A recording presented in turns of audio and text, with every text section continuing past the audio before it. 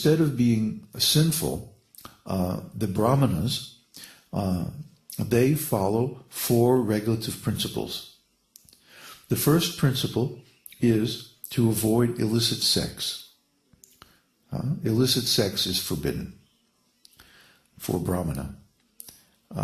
Sex is not forbidden. After all, we have to propagate the species and have children. But illicit sex with someone other than one's wife is forbidden. I mean, that's not really very difficult. If you control your tongue, if you follow the spiritual lifestyle, then you'll forget all about sex. Sex is not a big deal for those whose senses are controlled. But if someone is eating more than necessary, or eating very rich foods, maybe drinking a little bit and like that, then of course they're going to have problems with sex life. They won't be able to control their sex impulse. Everybody wants sex. That's natural. It's a need of the body. But when that need is controlled, that energy can be redirected for a higher purpose, and it should be. That's real spiritual life. So just like we want to eat and sleep, these are natural needs of the body, but there's sex desire also. So if you want to become a first-class man, first-class human being, don't have illicit sex. Don't have sex outside of marriage. Marriage is a sacred opportunity for human life, to create first-class children. If one does not marry and create first-class children, then what's the use of having sex? Because it's only going to drag you into more sinful activities. So in the human society, there is marriage. There's no marriage in the animal society. So therefore, sex life outside marriage is prohibited, because that's animal life. So anyone who follows these rules and regulations, no illicit sex, no intoxication, no meat eating, no gambling, and chants the name of God day and night, then we can understand that person is a full first-class human being. So when one actually follows these principles, he becomes purified. And without becoming purified, you cannot understand God.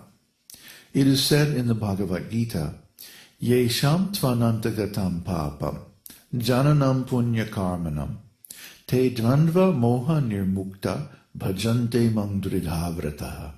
Persons who have acted piously in previous lives and in this life, and whose sinful actions are completely eradicated, are freed from the dualities of delusion, and they engage themselves in my service with determination. Bhagavad-gītā 7:28. So a person who is completely free from sinful activities can become a pure devotee, a lover of God. This esoteric teaching movement is designed to teach human society how to become purified. Everyone can be purified if he wants to be, because everyone is a spiritual living entity.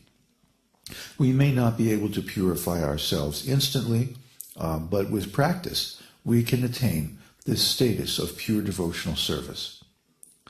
So in the beginning, we simply ask everyone to chant the holy name of God. Om Namo Bhagavate Vasudevaya. This is called the Dvadasakshara mantra, the 12-syllable mantra. It is a very powerful and famous mantra. Then, later on, after practicing for some time, one can become initiated and chant a more powerful mantra, the Hare Kṛṣṇa Maha Mantra. Hare Kṛṣṇa, Krishna Krishna, Hare Hare, Hare Ram, Ram Ram, Hare Hare. The requirements for this initiation are more strict. As prescribed in the Vedic literature, one must completely avoid illicit sex, meat eating, gambling, and intoxication. It may not be possible for many people because it is difficult for those who are accustomed to these things to just give them up. Therefore, in the beginning, the process is very simple. Just chant. Later on, one can accept more austerity. But purification, or ontological realignment, is absolutely necessary. Without purification, you cannot understand God or realize your eternal spiritual identity. The method of purification prescribed by Lord Sri Chaitanya Mahaprabhu is very easy. We are simply proposing that everyone please chant the holy name, Om Namo Bhagavate Vasudevaya. Anyone can do it. Then the advanced stages come automatically later on. So in the beginning of spiritual life, when one first comes into contact with this esoteric teaching, it's natural that one will have some bad habits. Eating meat, fish, or eggs, maybe smoking or drinking, intoxication, drugs. He may be addicted to gambling or mental speculation, playing the stock market, something like that. Or he may be a woman hunter, prostitute hunter, engaged in illicit sex life. These bad habits are the weights that keep us sunk down in the ocean of material existence. And if we can let go of these weights, these heavy, sinful activities, then naturally we will float to the surface where we can see who we really are and what we really are doing. But in the beginning, this may be very difficult, so we don't require that you give these things up in the beginning. We say, no, just stay as you are, but add this chanting process. Om Namo Bhagavate Vasudevaya. Add this chanting to your daily routine. And if you do this, and you hear our podcast regularly, and you study the Bhagavad-gītā as it is, which you can purchase online at asitis.com. Okay, I recommend that you get a copy of the Bhagavad-gītā as it is, not any other version of Bhagavad-gītā. This particular version is the most true to the original intent and purpose of Bhagavad-gītā. So read Bhagavad-gītā as it is, study a little bit every day, and chant Om Namo Bhagavate Vasudevaya, just like you hear in our theme music. Get yourself a set of beads, 108 beads, and count each mantra on the beads as you chant. This will help you concentrate, and it's also the authorized process which is given in the Vedas for counting the number of mantras so that we do a steady number of mantras each and every day.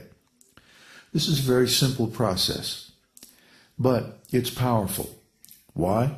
Because by chanting the Lord's holy name, we are putting ourselves on the ontological platform of spiritual existence. Never mind if you don't understand how that works, but trust that it will work, because many, many thousands and thousands of people in the past have used this process to become purified. And we know from experience that it actually does work. So if you chant this mantra regularly, hear from the podcast, associate yourself with other people who are studying the esoteric teaching, then gradually you'll make progress to the point where you can give up these sinful activities that are keeping you in material consciousness. And then when that happens, you can accept initiation. You can get a spiritual name and also the authorization to chant a more powerful mantra.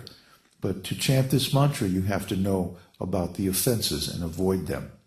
So in the beginning, just chant, and very soon you will rediscover your eternal perfect body.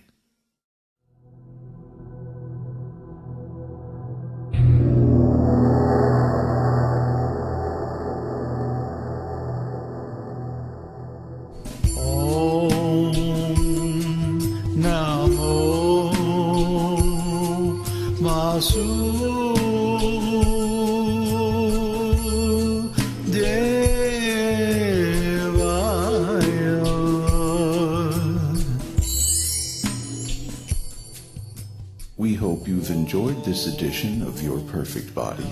This is David Hughes, your host, reminding you to visit us on the web at esotericteaching.org, where you can purchase the complete Esoteric Teaching Introductory Seminar DVD and many CDs of transcendental music and mantras.